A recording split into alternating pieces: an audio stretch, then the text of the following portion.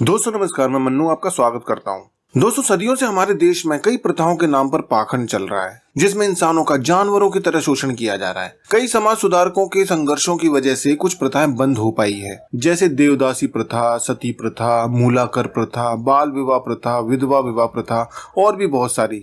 और ये कहना गलत नहीं होगा कि ऐसी प्रथाएं इंसानियत के खिलाफ है। किसी भी ऐसी प्रथा को सिर्फ इसलिए फॉलो करना क्योंकि उसे कई सालों से फॉलो किया जा रहा है, मानवता के आधार पर सही नहीं है। खैर दोस्तों, आज की फिल्म एक सच्ची घटना पर आधारित है और मेकर्स को पता था कि सच्चाई सामने आने पर कुछ लोग भड़केंगे। सिर्फ इसलिए इस फिल्म को सिनेमाघरों में नहीं बल्कि डायरेक्ट OTT पर रिलीज किया गया और रिलीज से पहले कोई टीजर या ट्रेलर भी लॉन्च नहीं हुआ। लेकिन फिर भी इस फिल्म की वजह से काफी हंगामा हुआ। इसकी रिलीज को रोकने के लिए केस भी किया गया, जिसकी वजह से इस फिल्म की रिलीज पर रोक भी लगाई गई। जी हाँ दोस्तों, इस फिल्म की रिलीज रोक दी गई थी। पहले ये फिल्म 14 जून को स्ट्रीम होने के लिए शेड्यूल्ड थी, लेकिन कोर्ट केस लड़ने के बाद इस फिल्म को 21 जून को स्ट्रीम किया गया नेटफ्लिक्स पर। खैर दोस्तों, बात करते हैं फिल्म की। तो सन 1832 में गुजरात के गांव बडाल में एक वैष्णव मुलजी जीवराज के परिवार में एक बच्चे का जन्म होता है और उस बच्चे का नाम रखा जाता है करसन दास। करसन को अपने नाम में दास लगे होने की वजह से बचपन से ही आपत्ति होने लगी थी। धीरे धीरे बढ़ती उम्र के साथ साथ उसकी तर्क करने की शक्ति भी बढ़ती गई। जिन बातों को बाकी सारे लोग आंख बंद करके मान लेते थे, उन बातों पर करसन सवाल उठाता था, जिसका जवाब किसी के पास नहीं होता था। जब 10 साल की उम्र में उसने अपनी माँ को खो दिया तो करसन के पिता ने दूसरी शादी कर ली और करसन के मामा उसे गुजरात से बॉम्बे शहर ले आए। दोस्तों, बॉम्बे में गुजरात के कपास का बिजनेस चलता था। कहने को यहाँ पर अंग्रेजों का राज था, लेकिन असली राज चलता था जे का। जे जो वहां के सबसे बड़े मंदिर, जिसे पूरी फिल्म में हवेली कहा गया है, उसका महाराज था। जे की हवेली के पास करसन के मामा का घर था। उसकी भावो विधवा थी। उसी के लाड़ प्यार से पलकर करसन बड़ा हुआ। वो इंसानों में भेदभाव, ऊंच नीच का कट्टर विरोधी था। भिखारी की प्लेट से चटनी लेकर खा लेता था। उसकी क्रांतिकारी सोच दादा भाई नौरोजी जैसे समाज सुधारकों से प्रभावित थी। वो लेख लिखता था और अपनी नई क्रांतिकारी सोच से लोगों का परिचय कराने लगा। बड़े बड़े लोग उसके लेख पढ़ने लगे। करसन को अपनी विधवा भावों को देखकर दुख होता था। वो विधवाओं की पुनर्विवाह करवाकर उनकी जिंदगी बदलना चाहता था। होली के एक दिन वो भावों से कहता है कि एक दिन आप भी इस रंग से खेलेंगे, और उसे हल्का सा गुलाल लगाकर भाग जाता है। यहाँ हमें पता चलता है कि करसन की सगाई किशोरी नाम की एक लड़की से बहुत पहले ही हो चुकी है। होली पर जब करसन अपनी मंगेतर किशोरी के पास उसे रंग लगाने जाता है तो किशोरी उसे रंग लगाने से मना कर देती है। वो कहती है कि आज जे महाराज आने वाले हैं और वो जे महाराज की बहुत बड़ी भक्त है, इसलिए जब तक वो रंग नहीं लगा लेते वो अपने मंगेतर से भी रंग नहीं लगवाएगी। करसन यहाँ उसे जाने देता है। अब हम देखते हैं कि एक तरफ भगवान को नहलाया जाता है, तैयार किया जाता है, पूजा की जाती है। ठीक वैसी ही दूसरी तरफ सुंदर सुंदर लड़कियां जे महाराज को नहलाती हैं, उन्हें तैयार करती हैं और उनकी पूजा करती हैं। बिल्कुल भगवान की तरह सजा धजा जे महाराज आता है और जब वो गुलाल उड़ा देता है उसके बाद पूरा गाँव गुलाल की होली खेलता है। नाच गाना होने के बाद में जे की गंदी नजर पड़ती है उसकी भक्त किशोरी पर, और वो इस बार चरण सेवा का भाग्यशाली मौका किशोरी को देने का फैसला करता है। और इस बात से किशोरी और उसकी माँ धन्य हो जाते हैं। उनका दिल खुश हो जाता है। सारी मुरादें उनकी पूरी हो जाती हैं, क्योंकि उनका सोचना था कि महाराज जे की सो कॉल्ड चरण सेवा का मौका किसी किसी के नसीब में होता है। वो इसे अपना परम सौभाग्य मानती हैं और फिर किशोरी जे की चरण सेवा करने उसके पास चली जाती है। इधर जिसको पता चलता है वो भी जे के मैनेजर को पैसा देकर चरण सेवा का लाइव टेलीकास्ट देखने के लिए चले जाते हैं, ठीक वैसे ही जैसे टिकट खरीदकर कोई फिल्म देखने जाता है। इधर करसन किशोरी को ढूंढता हुआ वहां आ जाता है। महाराज का मैनेजर करसन को बिना पैसे के लिए चरण सेवा देखने का मौका देता है, क्योंकि वो किशोरी का मंगेतर है। जब करसन ऊपर जाता है तो बहुत सारे लोग खिड़कियों से कुछ देख रहे होते हैं। करसन सोचता है कि ये सब लोग क्या देख रहे हैं। जब करसन खिड़की खोलकर देखता है तो वो अपनी किशोरी को महाराज के साथ आपत्तिजनक हालत में देखकर अपनी आंखों पर यकीन नहीं कर पाता। वो गुस्से में आग बबूला हो जाता है, दरवाजा खोलकर सीधा अंदर चला जाता है। लेकिन महाराज के आनंद में बाधा पड़ जाती है और लाइव देखने वाले लोग गुस्सा हो जाते हैं। कहते हैं कि तुमने महाराज की चरण सेवा में बाधा डाली है, पाप लगेगा तुम्हें, हमारी यात्रा अधूरी रह गई। मुझे समझ नहीं आता कि ऐसे लोग अपने घर की बहन बेटियों से चरण सेवा क्यों नहीं करवाते। खैर, करसन किशोरी से कहता है कि चरण सेवा के नाम पर तुम क्या कर रही थी, तुमसे मुझे ये उम्मीद नहीं थी, अब तुम घर चलो। जे उसे प्यार से समझाता है, ये एक परंपरा है, और किशोरी से कहता है आप चरण सेवा अधूरी छोड़कर जाना चाहो तो यहाँ से जा सकती हो। लेकिन दोस्तों, हैरानी वाली बात यह है कि किशोरी जाने से मना कर देती है। वो अपने मंगेतर से कहती है कि आप जाओ, मैं आ जाऊंगी। Oh my God. करसन गुस्से में वहां से चला जाता है। उसका दिल टूट जाता है। वो घर जाकर अंदर से दरवाजा बंद करके रोने लगता है। अगले दिन किशोरी उसका पीछा करते हुए उसे रोकती है और समझाने की कोशिश करती है कि हवेली में जो भी हुआ वो चरण सेवा थी। और करसन उसे समझाता है कि वो पाखंडी तुम्हें इस्तेमाल कर रहा है। सही और गलत को समझने के लिए धर्म की नहीं बुद्धि की जरूरत होती है। और कल तुमने ये साबित कर दिया है कि तुम में बुद्धि नहीं है। 4 सालों से इंतजार कर रहा हूँ कि तुम पढ़ लिख लो, काबिल बनो। ये पढ़ रही थी तुम, वो तुम्हें अपनी जूठन कहे और तुम्हें इस पर गर्व है। कैसी सोच है तुम्हारी? तुम मजबूर नहीं थी, खुशी खुशी गई थी उसके पास। तब दोस्तों किशोरी कहती है, मैं ना पहली लड़की हूँ और ना आखिरी। यदि तुम्हारी माँ जिंदा होती तो वो भी तुम्हारी बहन को वहां भेजती। अब ये बात सुनकर करसन गुस्से में उसको तमाचा मारने के लिए अपना हाथ उठाता है, लेकिन किसी तरह अपने आप को रोक लेता है। वो कहता है, बापूजी पंच में जुर्माना भरकर खर्चा भर देंगे और आज से तुम्हारा और मेरा रिश्ता खत्म। अब परेशान किशोरी जेजे को जाकर ये सारी बातें बताती है, तो वो कहता है, चिंता मत करो, अब से तुम हमारी लाडली हो। और किशोरी को करसन से दूर होने के दुख से ज्यादा इस बात की खुशी होती है कि अब वो जेजे महाराज की लाडली बन गई है, जो आज तक कोई नहीं बन पाया। लेकिन ये उसकी गलत फहमी थी। काफी दिन तक जेजे के बिस्तर पर उसकी सेवा करने के बाद एक दिन जब वो जेजे के दूसरे कमरे में जाती है तो यही सब बातें जो उसने किशोरी से कही थी वो किशोरी की बहन से भी कह रहा था। ये देखकर किशोरी को बहुत गुस्सा आता है और वो दरवाजा खोलकर अपनी बहन का हाथ पकड़कर उसे बाहर निकाल देती है।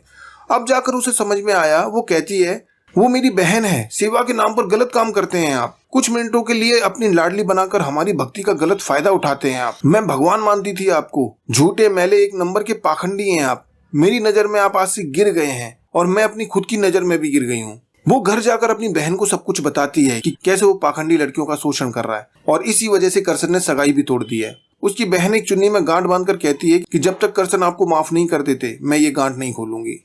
इधर दोस्तों करसन के मामा ये रिश्ता तोड़ने पर उस पर भड़क रहे हैं और बताते हैं कि जैसे किशोरी ने चरण सेवा की वैसी ही चरण सेवा करसन की मामी ने भी की थी। Oh my God. करसन बहुत सही जवाब देते हुए कहता है, आपको ये कहने में खुशी नहीं शर्म आनी चाहिए। यदि आपको ये सब सही लगता है तो आपने कभी भावो की दूसरी शादी क्यों नहीं कराई? इस बात पर उसके मामा उसको थप्पड़ मार देते हैं और उसकी भावो कहती है, या तो किशोरी से लगन करो या फिर इस घर से निकल जाओ। करसन घर से बाहर निकल जाता है और वो उन्हीं लोगों को मिल जाता है जो लोग उसके लेखों को पढ़ा करते थे और वो करसन को अपने साथ ले जाते हैं। इधर जेजे की पत्नी पूछती है कि ये करसन कौन है, आजकल हवेली में उसकी बहुत चर्चा होती है। तभी जेजे का मैनेजर वहां आकर बताता है कि द्वारिका से कोई आया है और वहां पे जेजे से मिलने के लिए लीलावती नाम की एक लड़की और उसका भाई आया हुआ था। वो हाथ जोड़कर रोते गिड़गिड़ाते हुए जेजे से कहता है कि आपका बच्चा मेरी बहन के कोख में पल रहा है, मेरी बहन की इज्जत बचा लीजिए। लेकिन जेजे को इस बात से कोई फर्क नहीं पड़ता। जेजे उसकी बहन को एक धतूरे का लड्डू खिला देता है। लीलावती का भाई उसे रोकने की बहुत कोशिश करता है लेकिन लीलावती खा लेती है, नहीं रुकती। रात को सड़क पर वो अपनी बहन लीलावती को लेकर मदद की गुहार लगा रहा होता है, तभी करसन वहां आ जाता है। वो करसन को सारी बात बताता है। करसन मदद करने के लिए जैसी बग्गी लेकर उसकी तरफ आता है तो वो लोग अचानक गायब हो जाते हैं। हवेली के अंदर जाकर वो लाला से पूछता है तो लाला बताता है कि ये हवेली तो जाने कितने लोगों को खा गई। करसन कहता है कि जब आपको सब कुछ पता है तो आप कुछ करते क्यों नहीं है जेजे के खिलाफ। लाला बताता है कि वो मजबूर है, जेजे की वजह से इस हवेली में बहुत ज्यादा दान दक्षिणा, बहुत ज्यादा पैसा आया है। तुम बाहर हो, तुम कुछ भी कर सकते हो लेकिन हम लोग कुछ नहीं कर सकते। करसन इस बारे में दादा भाई नौरोजी से भी बात करता है तो वो समझाते हैं कि मेरे पास थोड़ी देर पहले किशोरी आई थी, सुधार की शुरुआत तुमसे होनी चाहिए। तुमने किशोरी को उसकी गलती तो दिखाई लेकिन उसे सुधरने का मौका नहीं दिया। करसन भी सोचने लगता है कि हाँ मुझसे गलती हुई है, मैंने उसे मौका नहीं दिया। जब तक पीछे से एक आदमी उसे वहां से बुलाकर कुछ दिखाने के लिए लेके जाता है और जब वो वहां जाकर देखते हैं तो वो थी किशोरी की लाश। किशोरी चरण सेवा के लिए अपने आप को माफ नहीं कर पा रही थी, इसलिए उसने कुएं में डूबकर जान दे दी थी। करसन इस बात से बहुत दुखी हो जाता है क्योंकि वो किशोरी को माफ करने के लिए तैयार भी हो गया था, लेकिन अब उसके पास पछतावे के अलावा कुछ भी नहीं है। तभी किशोरी की बहन करसन को एक चिट्ठी देती है जो किशोरी ने लिखी थी। उसमें लिखा था, मैं अंधी हो चुकी थी, इंसान और भगवान के बीच का फर्क ना जान सकी। आज जब आंखें खुली तो आपसे आंखें मिलाने लायक नहीं रही। उस पछतावे का सबूत मैं जीते जी नहीं दे सकती, इसलिए मर कर दे रही हूँ। तुम जेजे का असली चेहरा समाज के सामने जरूर लाना। करसन गुस्से में जेजे के पास जाता है और कहता है कि बधाई हो, एक और बलि चढ़ गई। तू हत्यारा है, अब मैं बोलूंगा। धर्म के ठेकेदारों से मैं लड़ूंगा, ये मेरा वादा है। और अब मैं लिखूंगा सिर्फ तेरे बारे में, भले ही मैं क्यों ना डूब जाऊं। लेकिन कोई भी पत्रिका करसन के लेख छापने को तैयार नहीं होती, इसलिए करसन अपनी खुद की नई पत्रिका शुरू करता है जिसका नाम होता है सत्य प्रकाश। उसमें जेजे की परंपरा के नाम पर महिलाओं के शोषण की पोल खोलना शुरू कर देता है। लेकिन जब ये सारी पत्रिका छपने के बाद दुकान पर पहुंचती हैं तो रास्ते में ही जेजे के गुंडे उन पत्रिकाओं को छीनकर जला डालते हैं। जेजे एक चाल चलता है, लोगों को करसन के खिलाफ करने के लिए वो हवेली के द्वार बंद करवा देता है और ऐलान करवा देता है कि जब तक करसन गिड़गिड़ा कर हमसे माफी नहीं मांग लेता, द्वार नहीं खुलेंगे। वो जानता था कि भक्त लोग मंगला दर्शन के बिना अन्न का दाना भी ग्रहण नहीं करते, इसलिए वो जबरदस्ती करसन को जेजे से माफी मांगने के लिए मजबूर करेंगे। अगली सुबह हवेली के द्वार न खुलने पर लोगों का गुस्सा जमकर फूट रहा था। तभी वहां करसन आ जाता है भगवान की तस्वीर लेकर। वो लोगों को अच्छे से समझाता है कि आप लोगों ने इन हवेली वालों को बहुत ज्यादा बढ़ावा दिया है।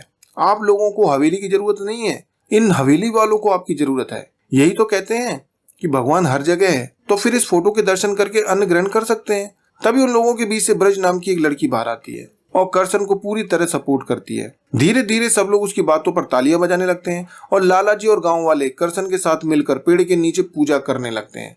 और ये सब जेजे ऊपर से देख रहा था। फिर वही ब्रज करसन की प्रेस में काम मांगने आती है और इस तरह उसे काम पर रख लिया जाता है और ब्रज भी उसकी मदद करने में लग जाती है।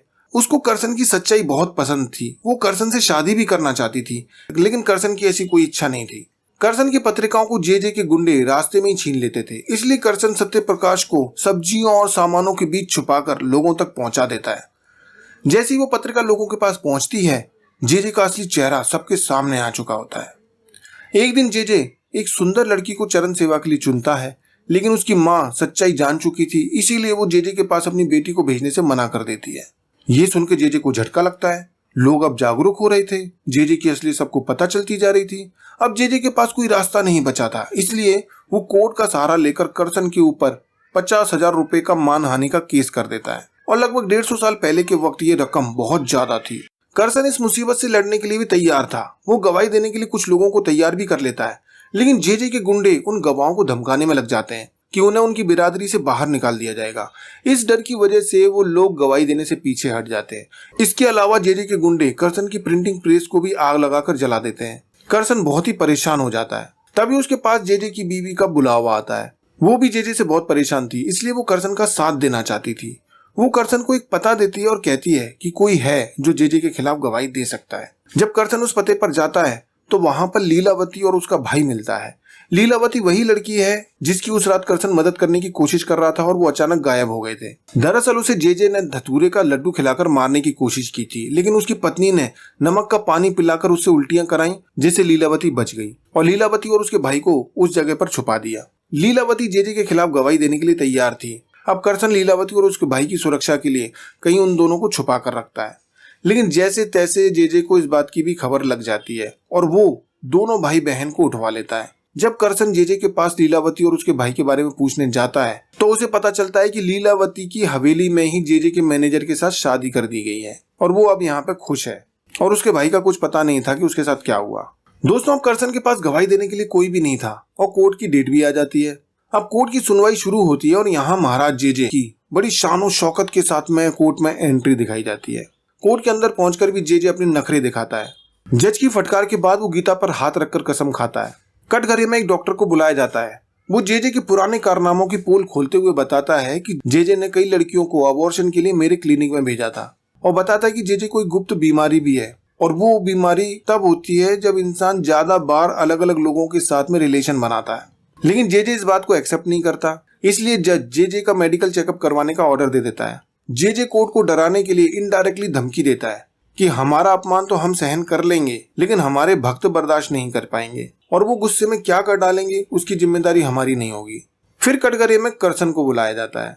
करसन बहुत लॉजिकल बातें करता है। एक धार्मिक श्लोक बताता है जिसका मतलब होता है कि मैं भगवान कृष्ण के लिए तन मन धन से समर्पित हूँ। लेकिन जेजे की हवेली में उस श्लोक का मतलब ये बताया जाता था कि जिस स्त्री से विवाह हुआ हो उसे छूने से पहले महाराज को समर्पित कर दो। करसन ऐसे कई एग्जाम्पल बताता है जिसमें जेजे जैसे पाखंडी श्लोकों का गलत मतलब समझाकर अपना उल्लू सीधा करते हैं। जेजे बताता है कि हम किसी से जबरदस्ती नहीं करते, लड़कियां खुद अपनी मर्जी से आती हैं चरण सेवा करने के लिए। करसन बताता है कि इसका कारण ये है कि उन्हें ऐसा बताया जाता है, ऐसा समझाया जाता है कि ये मौका किस्मत वालों को मिलता है श्लोकों का गलत मतलब समझाकर।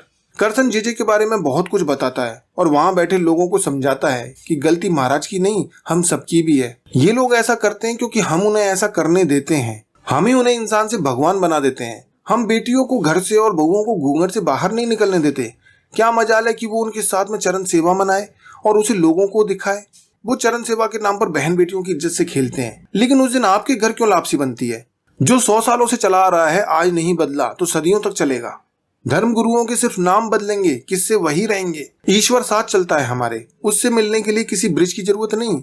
कोई जे कोई सेवा या कोई प्रथा आपको स्वर्ग का टिकट नहीं दे सकती। वहां तक हमें हमारे कर्म पहुंचाते हैं। करसन की बातों का लोगों पर असर हो जाता है। उन्हें समझ में आता है कि धर्म की आड़ में वो पाखंडी किस तरह उनकी बहन बेटियों का शोषण कर रहा था। इस तरह एक महिला अब गवाही देने के लिए आगे आती है और वो होती है भावो। इसका मतलब ये होता है कि वो भी जे की चरण सेवा कर चुकी थी। फिर सब लोग एक एक करके जे के खिलाफ गवाही देने लग जाते हैं। अगले 7 दिनों में तकरीबन 32 लोगों की गवाही ली जाती है। महिलाएं निडर होकर अपने लिए बोली, पुरुष बहन बेटियों के लिए बोले। 22 अप्रैल 1962 को अदालत ने करसन दास को मानहानि केस से बरी कर दिया और इस तरह चरण सेवा जैसी स्त्री विरोधी प्रथाएं भी बंद कर दी गईं। आज हम जिस समाज में रह रहे हैं वो करसन दास जैसे महान सुधारकों की देन है। वो सिखा गए हैं कि ईश्वर तक पहुंचने के लिए किसी एजेंट की जरूरत नहीं है। धर्म भगवान बनने का नहीं, एक अच्छा इंसान बनने का माध्यम है। इस तरह ये कहानी यहीं पर खत्म हो जाती है। तो दोस्तों, आपको ये सच्ची कहानी कैसी लगी? अपनी राय कमेंट करके जरूर बताइए। वीडियो अच्छा लगा हो तो लाइक कीजिए, शेयर कीजिए और देखते रहिए।